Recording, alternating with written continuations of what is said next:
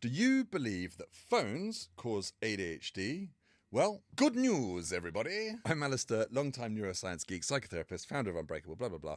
Here's why I think what I'm about to share is really positive. Because you and I both know that dopamine is our brain's way of making us chase things that feel good. And boy, are we super good at that, right? We love chasing things that give us those good feelings. Where we're not so great, let's be honest, is doing the things that are important but don't feel good. Like, can we say laundry?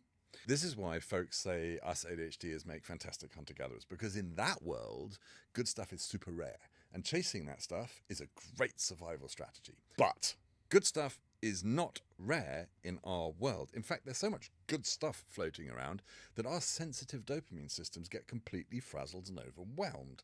That's ADHD. We're drowning in dopamine signals and suffering the shutdown and dysregulation that our brains get triggered into as a result. Which is where our phones come in. These pesky little distraction engines are designed to keep us hooked and addictive. The brain chemistry that they abuse to achieve that? Dopamine. We all know this. And it's what makes scrolling ADHD kryptonite. But let's say you don't have ADHD, but you still scroll a lot because it's fun and entertaining. Because it is. You actually also end up with overloaded and utterly exhausted dopamine systems, which is exactly what ADHD looks like. If we can reduce our phone use, then we can almost certainly bring down the pressure on our dopamine systems, and therefore the symptoms and severity of our ADHD.